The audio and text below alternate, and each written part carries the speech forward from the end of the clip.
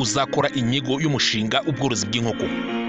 Yes, niba waratangiye umushinga ubworozi bw'inkoko cyangwa se uteganya kuwutangira, iyi video ni iyawe. Reka turebere hamwe ibintu 10 bizagufasha guteza imbere ubworozi bw'inkoko bwawe niba warabutangiye cyangwa se ufite gahunda yo kuba wabutangira. Ni inyigo y'umushinga cyangwa se business plan. Nabahaye ikaze, nge nitwa Mr. Sam. Yes, niba utarakora subscribe hano kuri MK TV, uyu ni umwanya wo kuba wakora subscribe, ugakanda like, ukaduha igitekerezo cyawe muri comment. Reka turebere hamwe ibintu 10 uzagenderaho ukora business plan cyangwa se ukora inyigo y'umushinga wawe ubworozi bw'inkoko, bityo ibintu bikagenda neza cyane. Nabahaye ikaze. Niba ugiye gukora umushinga wawe ubworozi bw'inkoko, niba warabutangiye cyangwa se uteganya kubutangira, ibi bintu 10 ugomba kubigenzura ukareba niba warabyubahirije cyangwa se ukareba niba ugomba kuzabyubahiriza, kuko nibyo bintu bizatuma business yawe ibasha kuba yatera imbere y'ubworozi bw'inkoko. Nabahaye ikaze. Ikintu cya mbere ugomba gutekerezaho ni ikintu kijyanye no gusetinga intego z'ubworozi bwawe. Ese ubworozi bwawe bugamije iki? Ufite izihe ntego? Ufite intego zo kubona amafaranga menshi, iyo niyo ntego ya mbere.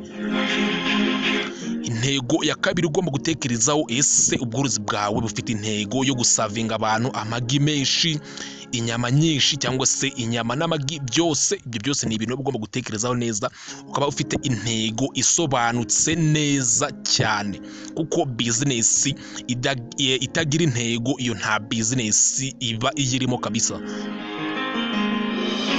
Biragoye ko wakora business udafitiye intego, ibyo ni ibintu bitumvikana. Yes, intego rero nyiri business niwe uba uzizi neza kurusha uko nge nazimubwira. Yes, intego yawe, ese ufite iyihe ntego isobanutse neza cyane ku buryo nawe uyisobanurira neza ukavuga uti wenda ko byagenda kose intego yanjye irasobanutse, nta mafaranga menshi angahe. Ese ni ugutanga inyama nyinshi, ni ugutanga amagi menshi. Ese iyi business yanjye ije gukemura iki, ije gufasha iki? Intego ya business igomba kuba isobanutse neza cyane. Ku mwanya wa kabiri ugomba gutekereza ku kijyanye n'isoko ry'umusaruro wawe. Ese umusaruro uzava muri business yawe uzagurishwa hehe? Uziranye n'abantu bakeneye umusaruro ushaka kujya ubona, cyangwa se ahantu utuye wahizeho neza usanga umusaruro ushaka gutanga hari abakiriya bawugura? Ibyo ni ibintu ugomba gutekerezaho neza mbere y'uko uza muri ibi bintu, cyangwa se niba waranabijemo iki kintu wongere ugitekerezeho neza.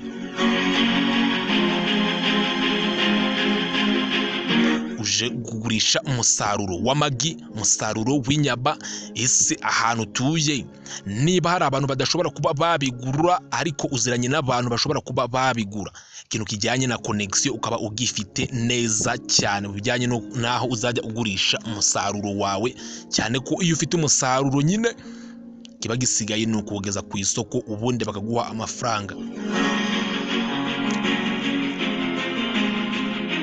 Ku mwanya wa gatatu ugomba gutekereza ku bintu bijyanye n'igishoro, ingengo y'imari cyangwa se budget y'umushinga wawe.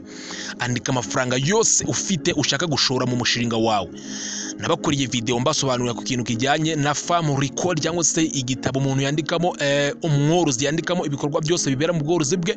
Iyo video wayireba nayo ikagufasha gukomeza gusobanukirwa neza ibijyanye n'uburyo umworozi acunga ubworozi bwe yifashishije iyo kayi nise farm record cyangwa se isanzwe yitwa farm record, wandikamo ibikorwa byose bibera muri business yawe umunsi ku wundi. Iyo video nayo yagufasha neza cyane. Hanyuma niba umaze gukora ingengo y'imari, umaze gukora budget y'amafaranga, ayo mafaranga irinde kuyakoresha ibindi bintu utateganyirije muri business yawe. Iryo ni ikosa rya mbere abantu benshi bahita bakora. Ikintu cya kane ugomba gukora, ugomba kureba aho ubworozi bwawe buzabera, cyangwa se mu buryo bw'ibikorwa remezo, infrastructure. Inzu warayubatse, aho hantu hari umutekano, hari isuku, hari umwuka uhagije, ndetse hari amazi ahoraho uzajya uha inkoko zawe umunsi ku wundi.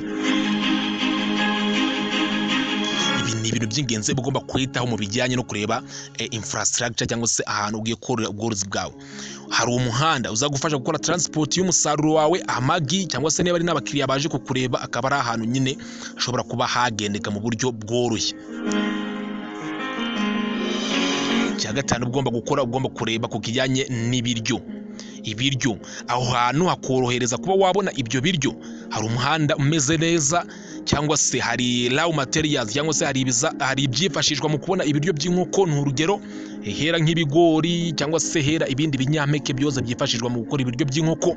Izo nazo ni video twagiye turebera hamwe, wareba zigarusha gukomeza kugufasha gusobanukirwa ibijyanye n'uburyo ibiryo by'inkoko bikorwa, cyangwa se uburyo bigurishwa. Uramutse ukeneye ibyo mu nganda nabwo wabibona uramutse unyandikiye kuri WhatsApp ushaka kubigura nka toni 5 cyangwa se toni 10.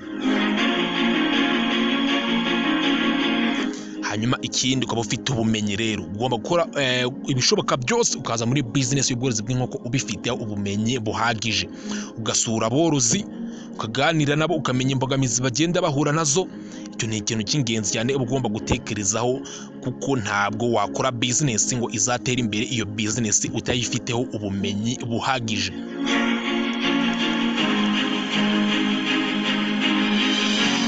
Ikindi kintu ugomba gutekerezaho ni ubuzima bw'inkoko zawe mu bijyanye n'isuku. Aho hantu hazagufasha kuzikorera amasuku mu buryo bworoshye ndetse no kuzikingira. Ushobora kuba wabona nk'umuveterineri mu buryo bworoshye, cyangwa se undi muntu wese usobanukiwe ibi bintu by'inkoko ukabasha kuba wamubona mu buryo bworoshye. Hakoroheza gukora amasuku ndetse haragendwa nyine ni ahantu ushobora kuba warangira umuntu akaba ashobora kuhagera mu buryo bworoshye, ndetse hagufasha no kuba warinda indwara mu bijyanye no kuba hari kirima nziza cyane.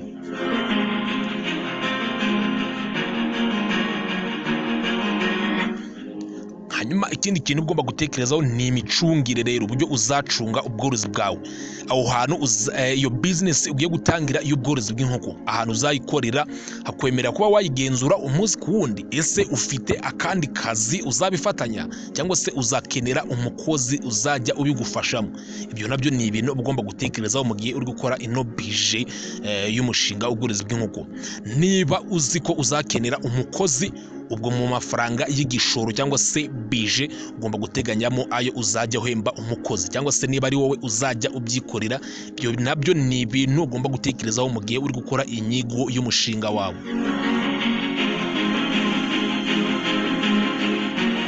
Hanyuma ikintu cya munani ni ikintu cy'ingenzi cyane ukwiriye gusangiza n'abandi bantu. Ni ikintu kidasanzwe. Ikintu cya munani ugomba gutekereza uburyo uzajya wirinda ibyago bishobora kuza muri ino business yawe.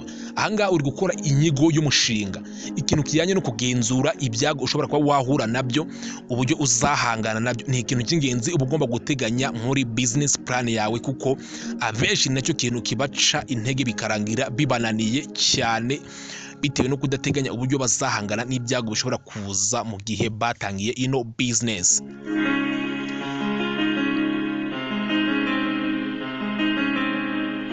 Ntabwo wateganyije uburyo uzahangana n'ibyago. Iyo ibyo byago bije rero birangira business ihise ikunanira. Ugomba kubitekerezaho muri business plan ku buryo ibyo byago bishobora kuza ukaba witeguye neza kuba wahangana nabyo. Urugero nko kuba indwara zaza mu bworozi bw'inkoko zawe, ni ikintu ugomba gutekerezaho. Ese ziri kugaragaza ibihe bimenyetso? Bitewe n'ibyo zitumye, bitewe n'ikirere se, cyangwa se wazihaye ibiryo byafashe uruhumbu bizitera indwara runaka? Ugomba gutekereza uburyo uzahangana nabyo mbere y'uko winjira muri ibi bintu, kugira ngo igihe bizaza cyangwa se igihe bizaba ntibizagutungure, ahubwo uzaba witeguye guhangana nabyo.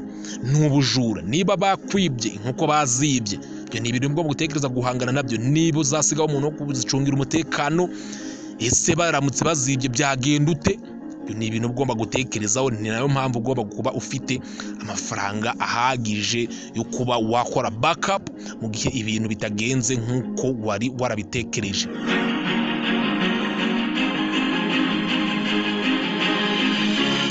Ibyago byinshi rero bikunze kwitura ku borozi b'inkoko harimo nko kuzamuka kw'ibiryo by'inkoko, ugasanga ibiryo by'inkoko birahenze. Ese ibiryo nibihenda bizagenda ute?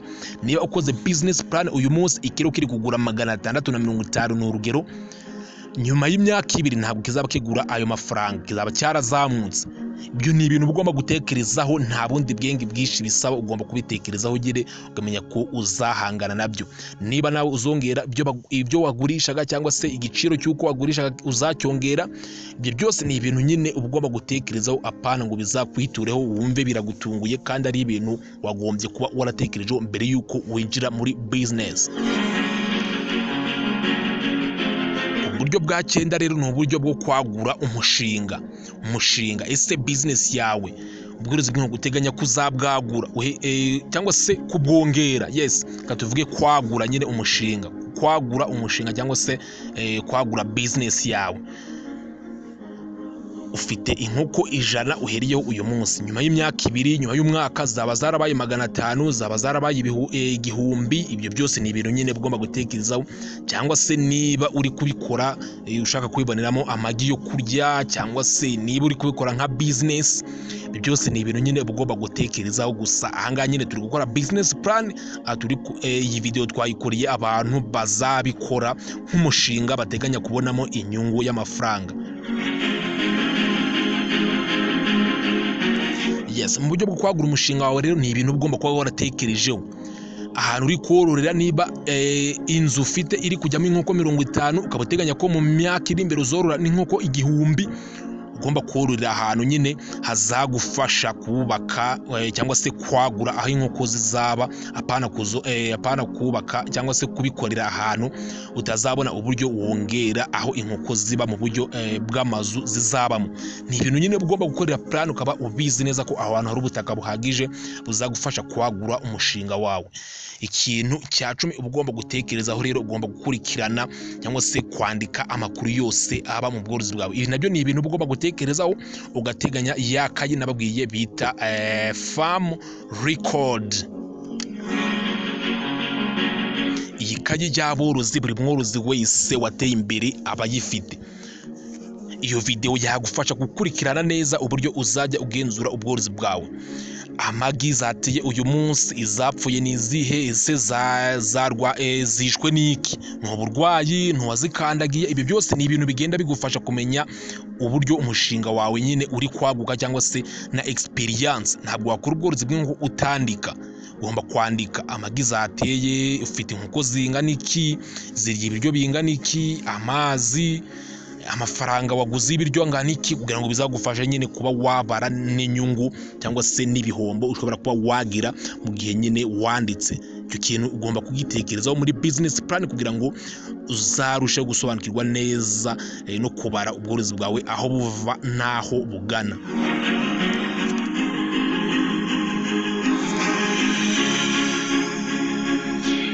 Yes, dusoza rero ni ibintu by'ingenzi cyane uba ugomba gutekerezaho. Ibi bintu byose ko maze kubabwira, niba wumva ari by'ingenzi nyine hari icyo bigufashije, ukande like. Ukeneye ubundi bujyanama mu bijyanye no gukora business plan, wanyandikira, ariko ntabwo ari serivisi y'ubuntu. Niba umuntu afite ibintu byinshi byo gukora ku munsi, ukaba ukeneye ko ngufasha kwiga inyigo y'umushinga wawe ubworozi bw'inkoko, ugomba kumenya ko nyine atari serivisi y'ubuntu, kuko haba hari ibindi bintu byinshi umuntu aba agomba kuba yakora. Gusa niba wumva video igufashije, wumva nyine bisigaye nawe wabitekerezaho neza, ukabasha kuba wakora business plan y'umushinga wawe neza, ibyo byose wabikora nta kibazo kirimo. Cyangwa se wamukeneyeho izindi nama mu kwiga inyigo y'umushinga wawe, ukamenya ko nyine atari serivisi y'ubuntu. Yes, reka mbashimire igihe twa Mr Sam, umuntu ukeneye imashini ituraga amagi, umuntu ukeneye ibiryo by'amatungo, cyangwa se ukeneye ko ngufasha gukora inyigo y'umushinga wawe business plan, nyandikira cyangwa se umuhamagare kuri nimero 078